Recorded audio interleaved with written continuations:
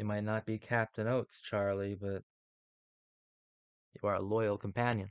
I'm Zach. I'm your cult boyfriend, and we're going to be talking about the OC Season 3 today. Well, I think this season is regarded among fans of the series to be the weakest part of the whole show.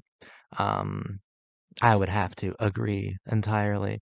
The problem with the third season of the OC is that every interesting thing that happened in it is recycled.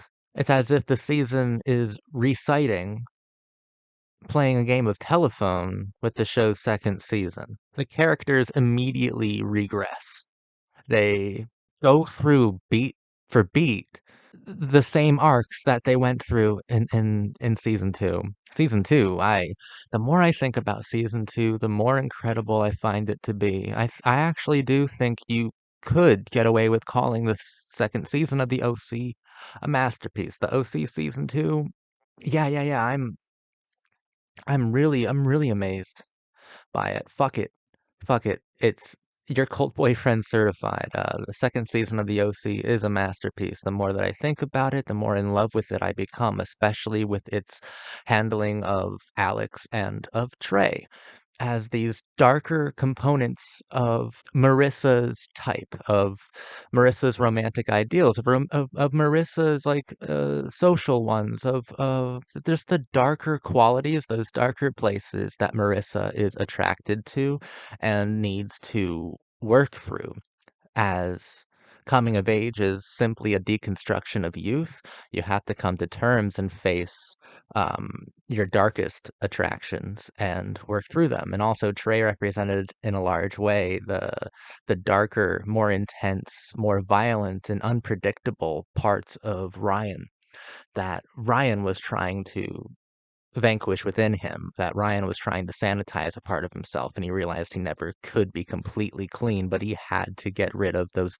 darkest, most energetic, and most intense parts of himself, as embodied perfectly in Logan Marshall Green's spectacular, flawless performance as Trey Atwood. First thing, Trey's alive? Trey's alive. Really? Is he really? Is he really alive? What a stupid fucking decision. That feels like a studio decision. And I'm not going to let the fact that Trey's alive get in the way of my second season analysis of the OC, which is probably the best video I'll ever make about the OC. I went into extreme detail the philosophy of Trey and what his death represents to both Marissa and to Ryan.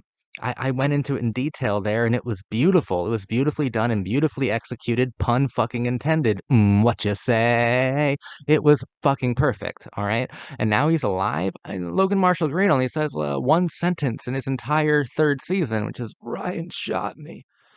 Why is he alive? That has to be a studio note. It has to be, hey, so what if you didn't kill him? You kept him in your back pocket and you pulled him out a few seasons later when the show starts to become stale. They just didn't know the show would become stale immediately following the Everest peak of season two. It would immediately become stale. Um, because the writers, it seemed like they took a gamble with certain components of the show and they lost. And then with other aspects of the show, they decided to play it safe. And the show just felt safe on account of that. So the show felt safe and messy. It felt like a sanitized mess. It just felt like a complete fucking it was boring. It was boring, to be honest, the third season. But yeah, it does kind of defeat the point of Trey in season two as this thing that needed to be executed by Ryan and Marissa. This thing that encapsulates, that represents darker, more violent sexuality, a darker, more violent eroticism or sensitivity that these two characters were definitely battling and definitely had to defeat entirely and totally. Trey should have died. There's no question about that. He should have been dead. And I feel like like I said, he kept alive so that he could be brought back in later seasons. But obviously, the OC ran for one more season. We never saw Logan Marshall Green again. So it was a pointless effort to save Trey. It's the dumbest fucking decision made on this show, and this season makes a lot of stupid decisions. Johnny is a complete bore. Volchuk is not a complete bore, but once again, this is like you mash Johnny and Volchuk together and you get Trey anyway. Or it could just be seen as a complete. Well, let me just defend that statement because Johnny has this kind of dark sensitivity and an enormous amount of chemistry with Marissa, and he has an unpredictability to him as well. Whereas Volchuk is, I mean, the he's bad boy cliche to the core, and he's extremely dangerous, and he's an intimidating figure, and he's a self-destructive person. And if you mash those two things together, you get Trey. You get what Marissa saw in Trey, and then what she was punished by. She was punished by her attraction to Trey, and then was empowered to execute Trey.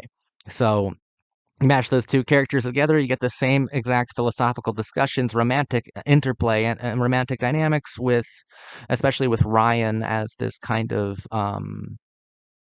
he's an outsider even in his own romantic relationships in the third season, but it's the same exact steps as Trey. So there's pointless characters to begin with, or you can even get more basic with it and be like, this mirrors almost episode for episode exactly the Marissa going through a relationship with Alex and then being romantically interested and then assaulted by Trey. Like that, it's the same fucking plot. It's a retread. It's intensely dumb because season two did it so well. I think even Josh Schwartz, the creator of the show, called this season messy. At least the first half, he called it extremely messy. I would agree. The first half is extremely messy. The second half is just fucking boring. Either way, it's a lose. It's a big old lose. And I love doing these analysis videos where I get to go into the season and talk about everything that happened in it. But the problem is, every interesting thing that happened in it was done with more potency in the second season. So it doesn't it I'm not getting any value out of engaging on this level. Because every character at the beginning of episode 3, they are like reverted back to the status quo, the OC set narratively. Like they're back to their starting places. Even Summer and Seth. They go through like an up and down comedic kind of falling out and falling back in. I loved seeing Anna again. Like that was cool. That was a special treat for me because I love Anna to death. But it's the same fucking story, and but done worse. They treat Seth smoking pot as if it was some sort of coke or heroin problem. He's a rich kid in Orange County. You're telling me that he hasn't tried coke and like fucking Adderall and speed and shit? You're really telling me this? Because I don't believe that for a second. And also, fuck off. What is wrong? Why is Fox Network being so puritanical when it comes to pot? Oh my God, he's like 18 and smoked 3 joints. So of course he has to light a building on fire accidentally. Oh my God, it's just done messier this time. We don't have a comic book. We don't have Zach. Instead, we have Taylor. It's the same fucking season. As I don't know, the studio maybe went, or even the writers were like, we found a formula and let's superimpose it onto a new season. Let's just fucking have a do-over, which is creatively bankrupt for sure, and it's done in a far messier sort of way. uh Everybody is the same. Sandy makes no forward progress. He becomes a corporate hypocrite this season and then reverts back to where he started at the beginning of the season, just being a fucking lawyer again. It didn't make any progress. There were no consequences that I saw in this season for it. Maybe in the fourth, Sandy will actually have to face some legal issues for his mishandling of corporate, I don't know, warfare. It was kind of bullshit and boring. I don't care. Um, Kirsten is, she was a drunk. She went to rehab. She had a brief relapse, and now she's sober again. No change was made to her character whatsoever. We meet Marissa's sister, who seems fun, I guess, but her ex-boyfriend was Jasper from Twilight. A few of these, we see a few Twilight alums here, and it was nice seeing them. Nikki Reed, the goddess herself, showed up for a couple episodes. There was more chemistry between Nikki Reed and Benjamin Mackenzie than I ever felt between Misha Barton and Mackenzie. I never felt that at all. Like that has always been the largest problem with the show is that Misha Barton doesn't really seem to have good chemistry with anyone except for oddly enough Trey. There was some weird kind of dangerous erotic element between Logan Marshall Green and Misha Barton that they certainly capitalized on in a horrific way that really paid off. And they were just trying to do that again. But yes, the overall problem has always been that Marissa and Ryan just never looked good together. They don't seem right for each other. There's no chemistry. It feels very contrived when they're together. So maybe now that Marissa's apparently dead, like she's actually dead. I looked it up so I didn't look like a fool. So my season 2 analysis, I was like, it's so great that Trey died in such like a tragic and beautifully justified way. It was beautiful. So I didn't want to make that mistake again and have Marissa be alive for no apparent reason other than, soap opera conventions. But she is actually dead. Misha Barton wanted to leave the show. If you look into it, it's like a he said, she said, he said, she said, like roller coaster of who fucking knows the exact reasons why she wanted to leave, but she just wanted to leave. I want to thank her for giving us 3 solid seasons overall. Really, with season 2, she gave us basically a perfect season of teen drama, and she was one of the most crucial elements of why season 2 was so powerful. She was one of the most powerful parts of it, and she's always been the most attractive component of the OC. I think that she always best symbolized the beautiful vacancy of model homes of these huge mansions that look so beautiful on the outside, and on the inside is a self-destructive, self-hating, self-medicating, damaged princess. And I think that that's always been fascinating about Misha Barton, and not only her performance, but in her characterization as Marissa Cooper on the show. And I will miss Marissa Cooper. The core 4, we'll never see them again. And I love the core 4 in their own ways. I love all of them. Seth has always been my favorite, but as predicted from the last season, Summer is definitely the most enjoyable character to watch now. Rachel Bilson is extraordinary. She's extraordinarily cute and charming and hot and full of pathos. When Summer feels bad, you really feel it. And the show likes to express some of its more daringly postmodern motifs through Summer Roberts. I love an episode starts with a voiceover from her, and Marissa interrupts it and is like, "Wait, you're playing a voiceover of yourself?" And she's like, "Yeah." It seems to help characters on soap operas and on TV shows, so maybe it'll help me stay more grounded and more focused, something like that, or more motivated when she presses play on it again. Because if this show is dedicated to any thesis, to any statement, it's that our lives have become episodic to the point of soap operas or telenovelas. Our lives are episodic with cliffhangers. This season has an episode called Cliffhanger, which ends with Johnny falling off of a cliff, an actual literal cliffhanger. The show is making some daring postmodern statements, but it made all of those statements already in the second season. They're just making them, in a less articulate way in the third season. Yes, our lives are episodic with cliffhangers, special guests, romantic interests, and deaths at the season finale, and gunshots, and full moon kisses. It's one, yeah, it's true. I'm not going to deny that. But 24 episodes to do the exact same thing that was done in the previous season is testing my patience quite a bit.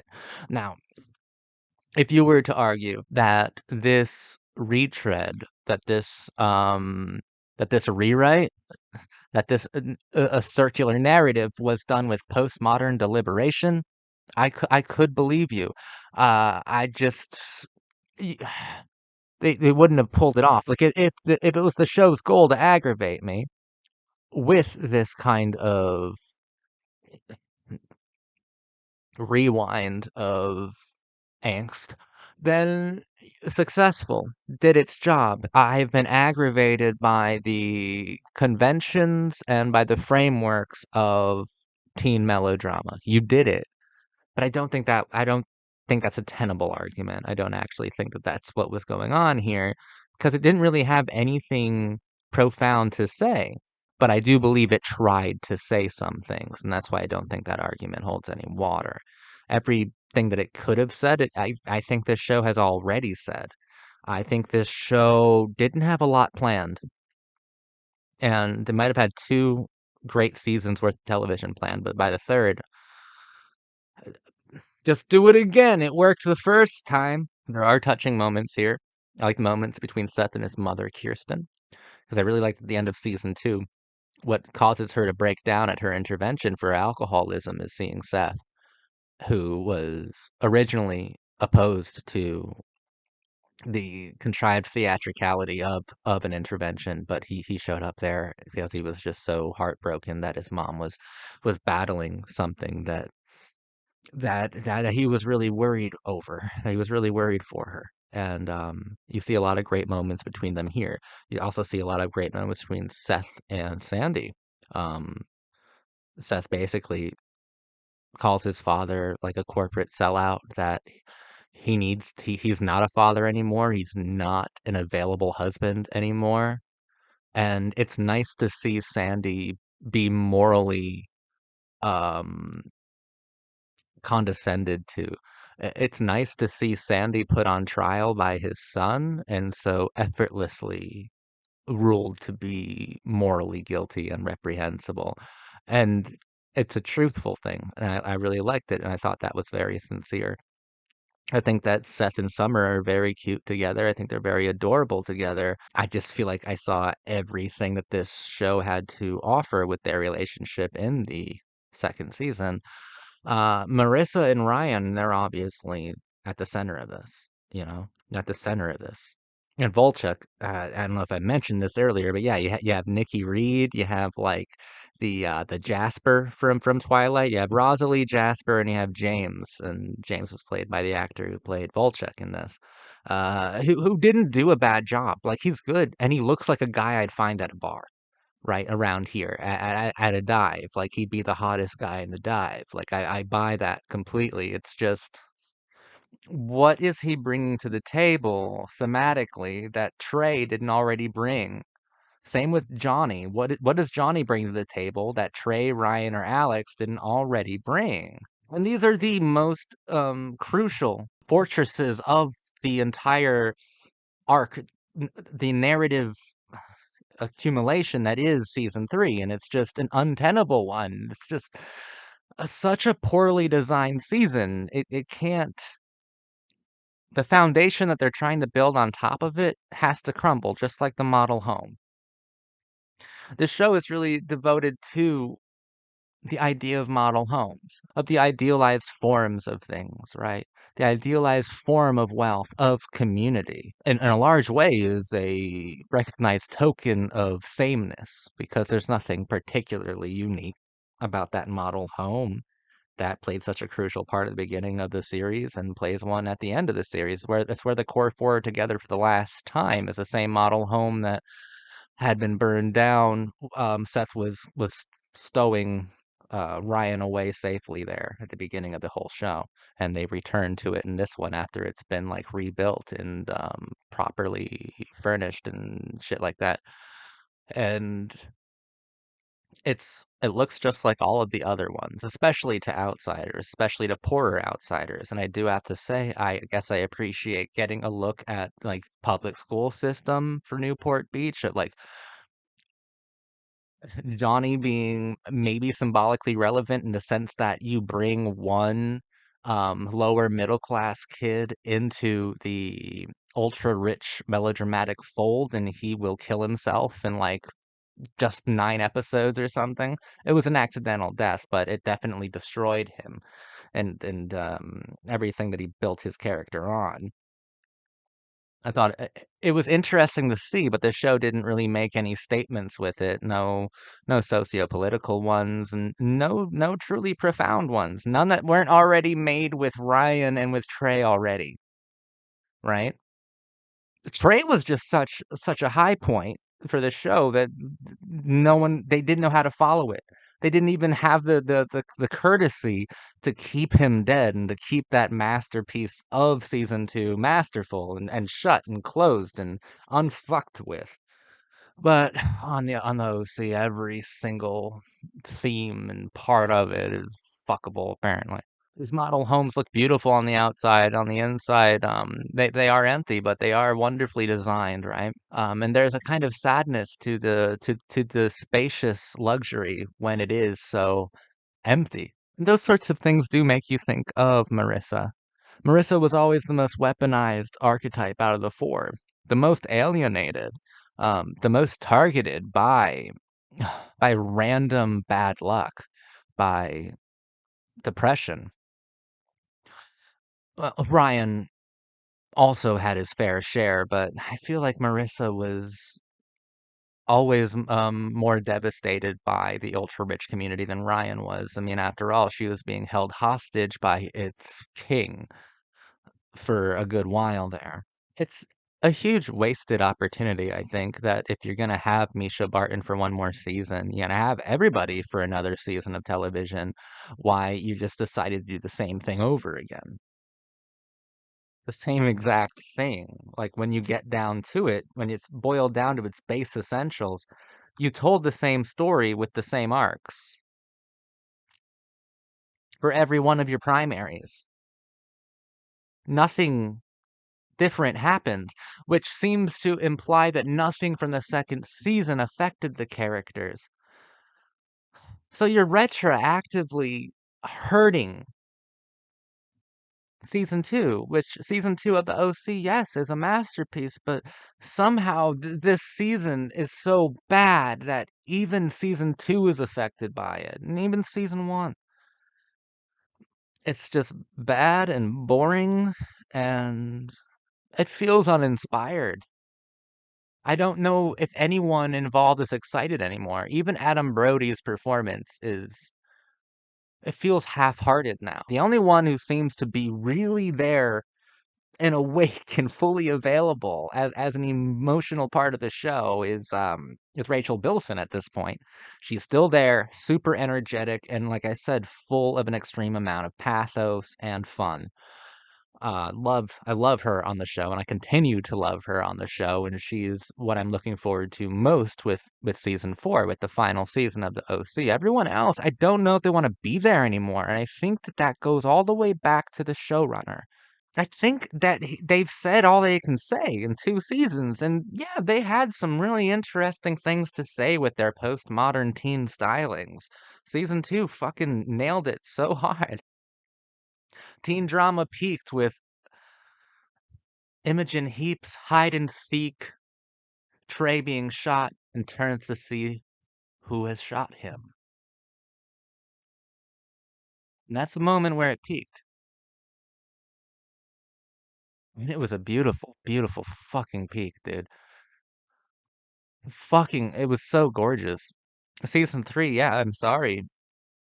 There's nothing for me to get into here that I didn't already get into completely with my analysis of the second season. If you're interested in the themes in the statements, the romantic and social and political and contextual, compositional statements that the OC, I think, is determined to make. They make them clearly in the second season. Go watch my video analyzing the show's second season and just take everything I say about the second season and kind of place it on the third because it's the same exact fucking thing.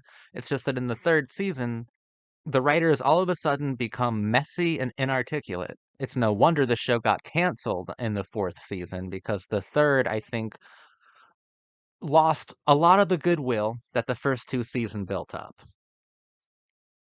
And God,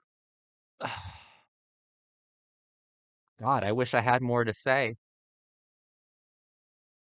but I don't. I'll be seeing you at the fourth season analysis. Hopefully, I have better things to say. Hopefully, I have more things to say.